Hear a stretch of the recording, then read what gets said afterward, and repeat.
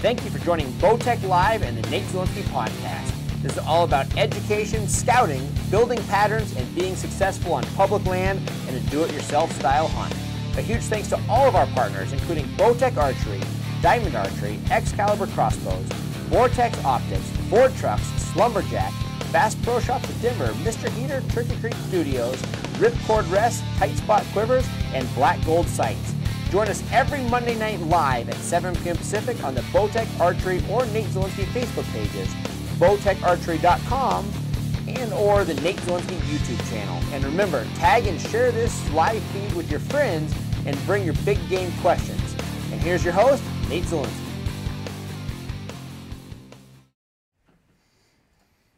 All right, guys, welcome. Again, thank you so much for joining us live. We are now live on both Facebook and Instagram. So, guys, again, welcome. I'm Nate Zielinski. We've got a good buddy here, Chad. Hello. From here. Thanks for having me. You know, you guys gave Chad here a lot of advice. Going on a month ago, almost a month ago exactly. You know, we were talking about a good friend of mine on a sheep hunt that I was tagging along with. You know, luckily, thank you for letting me tag along. Thanks for coming. Opening day, you passed up a 5/8 after 50-something days of scouting, and we passed it up, but we weren't exactly overly hopeful passing that up. And right. As you can see, what's in front of us, the pass up was a great decision. So for everybody out there right now in these cameras, for you that said hold out, pass up, pat yourself on the back. We appreciate you and your helpful decision makings. So huge thanks for that. But again, guys, I'm Nate Zielinski. We're coming live. Huge thanks to Bowtech for letting us take over their platform, guys. Again, as always, we're always live every Tuesday evening at 7 p.m. Pacific. Again, we're on Monday nights forever, for about 3 months. Now we switched over to Tuesday nights. So again, hopefully everybody made it over here to this Tuesday night change. And again, we're always going to be here. We've been talking about all of our recent hunts and the local hunts. To be totally honest, after archery kind of closed, we quit chasing Ricky and Junior for a short period of time. Our 100% focus was on this right here. Actually, Chad had a tag, been focused 100% on him with that. We also joined our other friend and our taxidermist, Vinny Brown, on his successful sheep hunt. So it has been nothing but sheep, and more sheep for the last week. And we were talking. We actually slept in yesterday morning for the first time in 3 months. Felt a little guilty. It felt guilty. It's a struggle point. You wake up every day at 2:30 a.m. Yep. And all of a sudden I still had that wake up at 2:30. Like I'm late. And you force yourself to go out to bed. Yeah, we felt guilty. Me and the camera guy, we're all like, man, we did something wrong. Should we just go out and find one just for the sake of it? But again, guys, it's been great. So as you're saying too, also we have to give a huge thanks to again everybody that's joining us live here, and a huge thanks for Bowtech for letting us go live on their page, guys. We're also going to talk a little bit later. We got some new software available at bowtecharchery.com, guys. They got some new framework that you can post your pictures. Basically brag to your buddies what you got, and we got a lot of cool things associated with that. So we'll talk about that here in just a second. So huge thanks to that. And also, guys, a huge thanks to everybody that subscribes to all of our texts before we get going here. Again, you can always subscribe to 313131. So just text the word watch to 313131, and you always get updates of when we're going live about all this type of information. And also, I know that Randy Newberg sent out a text for us to watch our show tonight. So huge thanks to Randy and everybody that came via those text messages that you just got recently just a second ago. So again, huge thanks to that. Now, guys, again, we're just starting here. Chad Vermeer, if you're just tuning in, I'm Nate Zielinski. We've been talking about Chad's sheep hunt. You started scouting in May or June for this hunt? Yeah, so I received word I got the tag, which I was shocked with, because I only had 10 points at that 10 point. Points, so 10 years of drawing. So the lottery does work. You get lucky once in a while. Yep. I was that lucky one. But yeah, I think that was around the second or third week of May. Yeah. And so immediately hit the field. I hit the field right away. Oh, and I intentionally was applying for that tag because it's real close to where I have a house up by Pine. So I just figured, you know what? I know I can spend time in the field, find them, hopefully come up with a pattern or a plan. And it didn't quite go the way I expected, but it still panned out. Still panned out. Chad is a believer in the system. Now, Chad, you're a hardcore hunter. You actually guided for the outfit that we guided together 12 years ago for elk and deer. You got a couple years for that. You've been on the Alaska moose hunt. You're a hardcore hunter. Yeah. You have guided for a couple years, but generally speaking, I'd say you're in the same boat as everybody watching. Yep. Just a guy who enjoys it. But you followed the truth. So you talk about these big sheep, and in Colorado here, we've got a ton of units that have sheep, and there's units that are literally 100% success. You draw the tag, more than likely you're going to kill a sheep. And then there's other units like this one that the odds of getting a sheep are not great. I think this is the first year that I know of in history that this ram and another ram got taken out. I mean, 2 rams in 1 year is like astronomically good results from this unit. There's a lot of big sheep in it. There's a lot of sheep in it, but these sheep are below tree line. They're in the timber. They're not easy to find by any means. And there's not very many of them. I mean, there's 13, 15 rams in a whole unit, and you got to find them. And in this case, 90% of the rams were together. Yeah, I'd say at least half the rams in that unit were all on one mountain when we got lucky that morning. I mean, that's it. So either way, the reason you chose this is because he follows the rules. We always preach, no matter what we're doing, archery, rifle, any animal out there, scouting is king. Scouting is what puts animals on the ground. You heard it from the very first show that we did, this live feed, back in May. We spend 60% of our available time scouting and 40% actually hunting. And that's what puts animals on the ground. Knowing the terrain, knowing the land, knowing the animals, and putting it all together. So again, you could have taken one of these other units that's 6 hours away, but not knowing the land, not knowing the animals, your odds dramatically go down. Hunting within an hour, 2 hours of your house, you put in the time. Scout, hunt, even hunt for 10 hours a day, but still get home with the family, still deal with your work, and be able to do that. And I mean, for this type hunt, 80-some days in the field, that's what made it a success. Yeah, and there's no way we would have been focusing on the areas we were focusing on, because I knew these rams were in there somewhere because I had seen them earlier in the year when I was scouting. All right, so talking about that. So guys, if you're on Instagram,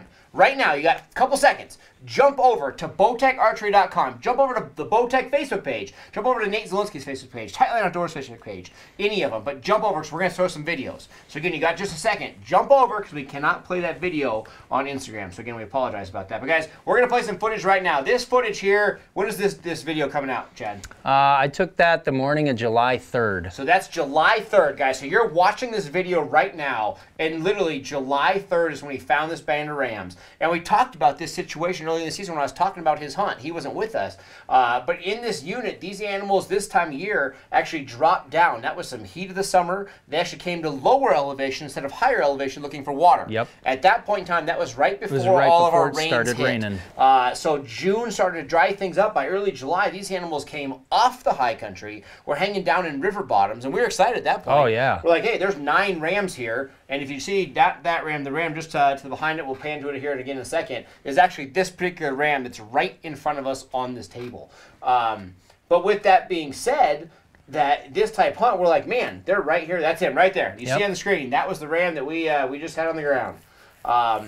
But with that being said, right there he is. With that being said, we thought, hey, they're down low. It's going to be amazing. Then all of a sudden, the rain started. Yep. And literally, we saw this ram July 3rd. And when's the next time we saw him? So like any other guy out there scouting, putting his heart into it, I never saw this ram again until last Sunday. I mean, literally, and I scouted 80 days. Devin, pull back to us here. Between hunting and scouting, it was close to 80 days. I mean, just absolutely just incredible there. So you just heard it there. We saw this particular ram in that video, July 3rd. And again, like we just said, we were watching the video, but we thought slam dunk. We got him located. There's 9 rams. At that point in time, we're like, hey, this one and one other are the 2 shooters, but realistically, we probably would have shot a majority of those animals in that herd. And we thought it was a slam dunk. Then it started to rain, and it started to rain a little more. And all of a sudden, these animals didn't have to be in the lower country where they're dealing with predation, like lions and bears. So they went back up into the high country, but unfortunately, the high country still has timber in it, and that's when things got difficult. So like you said, how many days was it between July 3rd is when we saw this ram for the first time, and then you put him down October 1st. October 1st. So that entire span, we never saw what we'd consider a shooter ram, other than a couple of half curl, 5/8 curls. Chad, grab that ram, show everybody on camera. Everybody's watching it. They just saw the video. Guys, if you don't know sheep, it's just an incredible animal. I mean, it's a heavy, giant, massive animal. Yeah. Now this ram here that we harvested is just a skosh over a 3/4 curl. The quick measurements, we're actually going to score this animal tomorrow. He'll be somewhere in the mid 170s. But he's got 16.5 inches on his bases. He's a little over 31 on both of his lengths. So 31 per side, 16.5 on the base. Just making this a massive animal. Yeah. Now, we're going to talk about it here a little bit later in the show. Let's talk about it right now while we're looking at this. I mean, you look at this ram right here. Spin that thing around. Show us a back view of that thing. This is the most impressive. When that thing spins around like that, I mean, the sheer mass. It's not light either. It's not light by any means. I mean, the thing is just a tank of a ram. I can't help it. I'm trying to look at the camera. I'm looking at this. It's actually 32, too. 32. Yeah. Sorry, I missed the measurements. We're 16.5 by 32. Which helps. It helps. After 90 days Gotta of give the animal credit, right? I'm not going to deduct anything for sure. So just a giant ram. But the reason we want to talk about this, the area we hunted, like I said, the reason it makes it so tough is it's a lower elevation hunt, which there's a bunch of hunts in Colorado like this. But most sheep hunts, you're thinking tree line, you're thinking 12, 14,000 feet. And this unit, you have stuff as low as 6,000 and as high as maybe 12, 13. Right. But most of the rams are living in that tree line, probably somewhere around that 10,000 foot in elevation. Yep. The hard thing is they live in the trees. 60, 70% of the life of these rams is in the trees. As a sheep hunter, obviously there's no calling, there's no hunting water holes. Most of the time, you're literally glassing from afar. Your entire life lives behind glass. And when there are trees, you flat out don't see them. And that's what makes it a nightmare. The other big thing, though, you look at this ram right here. Again, it's going to be mid-170s. How old is that ram right there? This is the kicker. This is the part we love. It shocked me, too. It's 5 years old. This is literally we'll say 5.5-year-old ram to kill date. So a 5.5-year-old ram with this size. You go to a lot of other units where you have the traditional hunt. You're hunting at 12, 14, 15,000 feet, whatever the case may be, super high elevation. Those animals have a rough life. I mean, they don't have near the grass. They don't have the water. They're dealing with daily migrations to and from food and water that can be extreme. These animals, I don't want to call them lazy, but they somewhat have a great life. So in this style, we're preaching this because people are going to be putting in for these tags, at some point in time in their life. You have to pick and choose. Do you want the traditional see a lot of sheep, way above tree line, extremely physical? Or do you have the emotional? Yeah. It was still physical for us, but the emotional strain of, seeing a handful of sheep in 80, 90 days can wear on a person. But the opportunity of an absolute mega ram comes into play in this type of situation. Yeah, and the mental part of this hunt was, I'm a pretty physical guy, and I was expecting it to be physical, but the mental part was definitely harder for me because I went 20-some days without seeing a single sheep. Not a ewe, not a lamb, nothing. I went 20-some days in a row without seeing a sheep, and I thought, man, is my strategy wrong? But, we stuck to the plan, and it panned out. So it's hard. So, again, it was, for the most part, it was you and I and then our friend Scott who was running behind the camera. And so many days you're leaning on us like, what should we do? And we're like, man, it's not our tag. I don't know what to do, And because I want, ourselves want to lend that confidence. Hey, this is what we should do. But in reality, it's just, glass, stay positive, and hope that they come out, and luckily it did for us. And that's the biggest thing. Stay positive, keep working. That's it. I was ready to go till October 8 when my tag ended. I was gonna hunt every single day this week. That's what we preach. We preached it 2 weeks ago during archery season. Whenever you have a tag, you always have to plan to hunt to the last day. So many hunters are like, oh, this is going to be a slam dunk.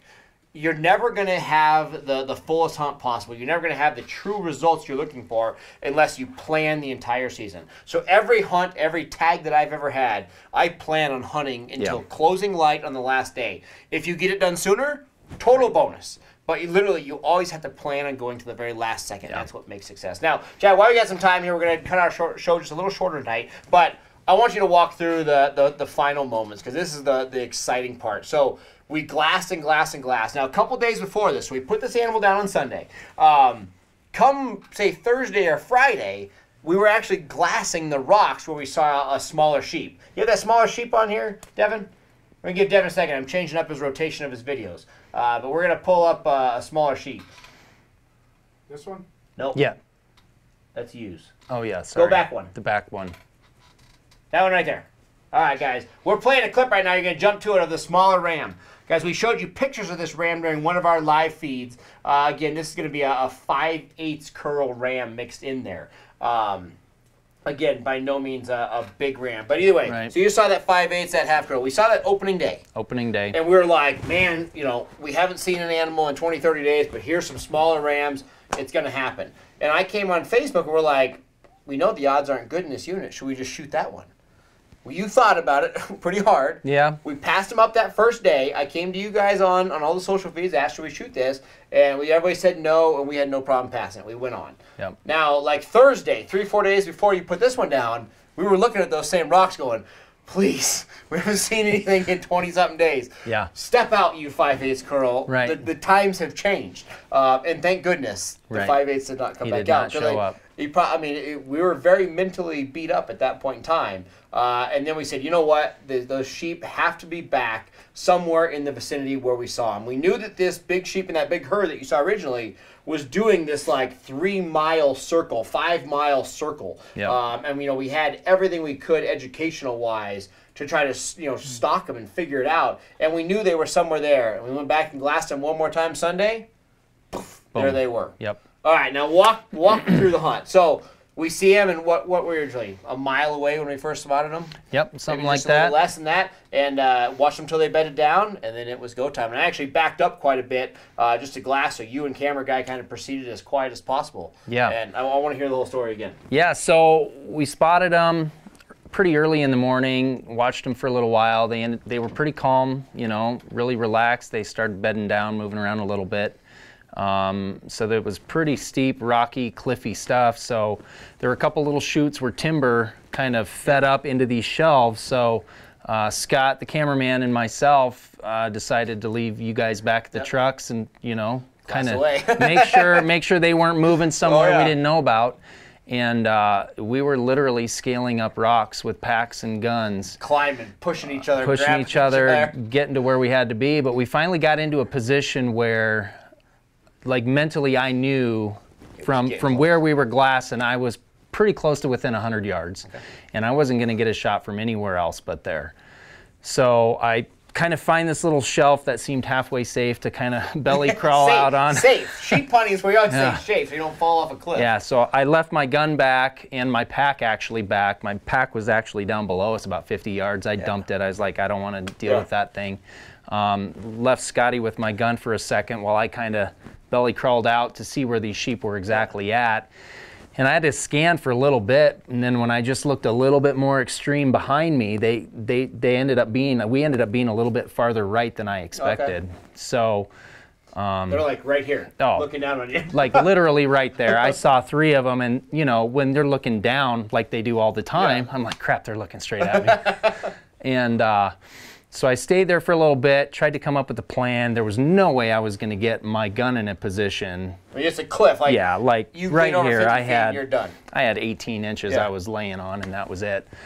So I backed out, and we came up with another plan to kind of get more to the left where there was kind of a double bench on a rock. So I pushed Scotty up, handed him my gun, the camera, everything, and then he pulled me up, and then just kind of, I had to peek. Yeah. I had to peek. So I peek up, and they were perfect right there. So we talked to Scott and said, hey, here's the plan.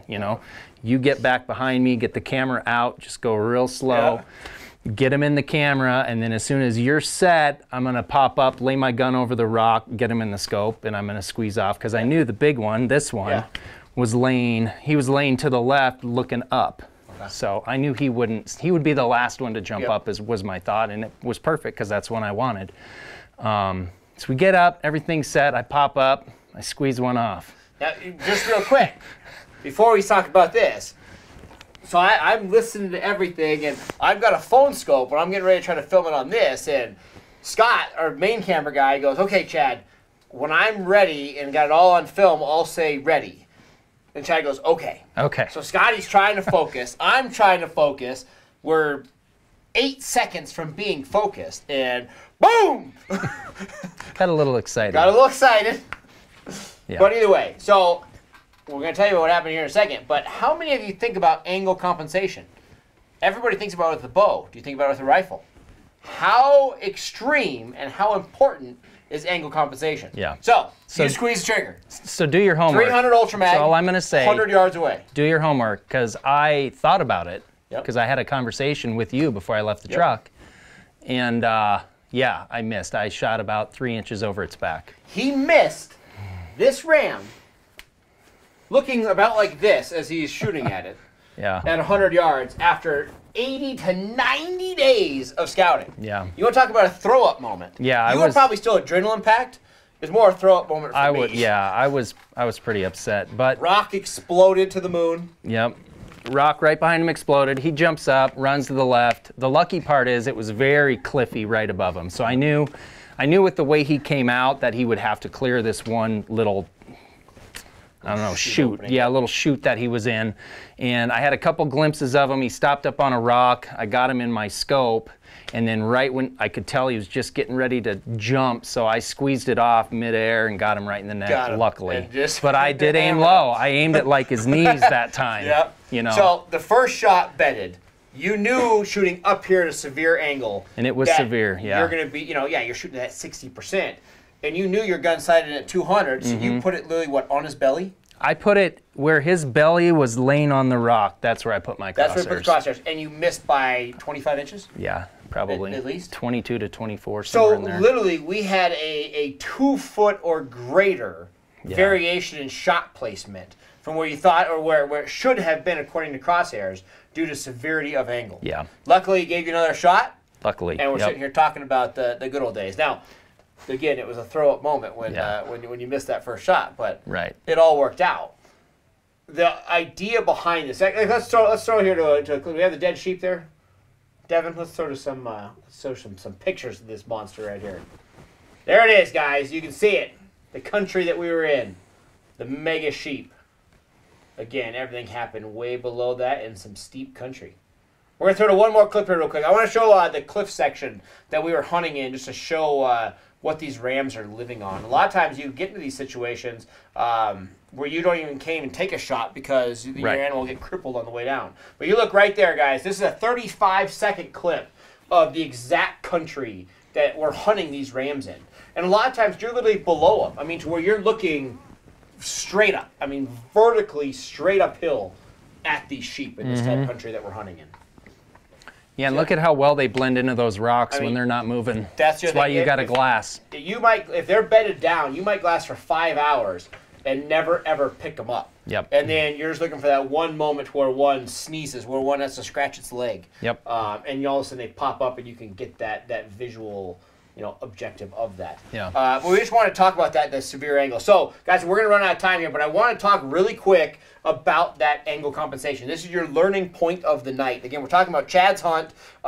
So we pulled this up because we're starting to think about it. So, in the objective of shooting at a severe angle, now so many of you whitetail hunters that are hunting in a tree stand, or tree stand hunters in general, understand this, but most of the time you're shooting 20, 30 yards. So usually you just take that pin and just hold it a little low and you're going to be dead on. But in a longer range situation, how much does angle compensation affect your shot?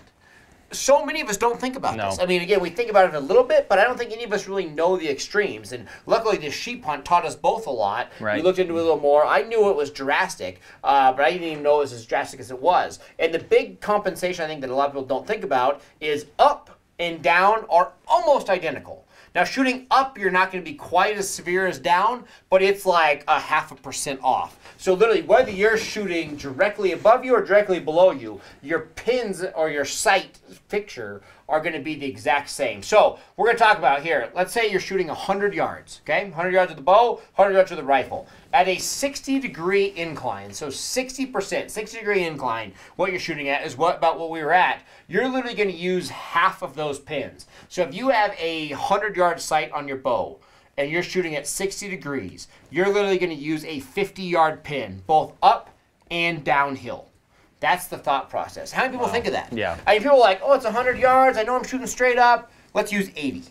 You know, I know a lot of people that are like, oh, I'm shooting straight up, I better use 120. Yep. And they aim high because they think it's going to slow their arrow down. But again, it's the same thing for a rifle. Literally at 100 yards at a 60-degree incline, you were 2 feet off with that bullet at shooting that severe. And so many people, again, you put it at the belly and you're like, oh, that's plenty enough at 100 yards. Again, it was an assumption. I should have done my homework should have been down at the rock. But guys, again, it's unbelievable what those numbers should be. So again, we'll show you this later. We'll post this on our Facebook page. But again, at a, say, roughly speaking, a 50-degree incline, you're going to be changing it by 35%. 55-degree incline, 40%. And a 60-degree incline, you're up or down, you're going to be off by 50%. So you're going to reduce your pins by 50%. So guys, it's absolutely incredible. Now guys, we got another show coming up just shortly with Randy Newberg. So we're cutting it extremely short tonight. If you have comments, guys, question them in the comments below here. Send us the questions. I will come back and answer all of those questions. And we'll also answer a lot of questions next week when we go live at 7 p.m. Pacific, as we do every day on Tuesday. But guys, big thing here. Next week, it's back to the chase for Ricky. The sheep hunting is done. We got Vinny's kill. We're actually going to throw to a clip of Vinny, our other great friend and taxidermist. This guy waited 34 years for this tag. Yep. You drew quick. Vinny, unfortunately, did not. So there's a quick picture of Vinny. That gentleman right there is our taxidermist. Actually, a gentleman that married my wife and I.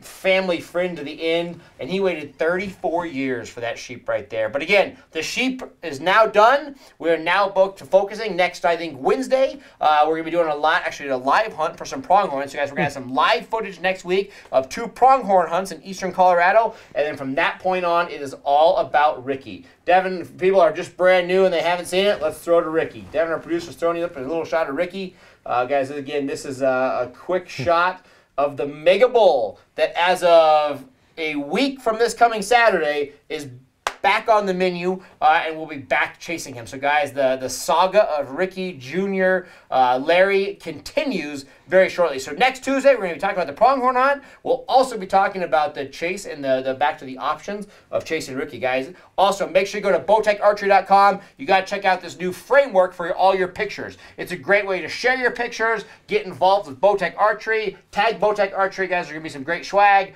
a lot of things a part of that. So go to bowtecharchery.com. Again, I am Nate Zielinski. Thank you so much for watching. Thank you so much to Bowtech for allowing us to go live, Bass Pro Shops with Denver, and all of our other partners, guys, a part of this show. And Chad, congratulations, man. Thank you so much for letting me be a part of this hunt. Absolutely. And I'm glad it ended the way it did. Thank you for all your help. Awesome, guys. We'll see you next week. Again, I'm Nate Zielinski. Join us live as we do every single Tuesday. Tuesday at 7 p.m. Pacific. We'll see you next week. Thank you.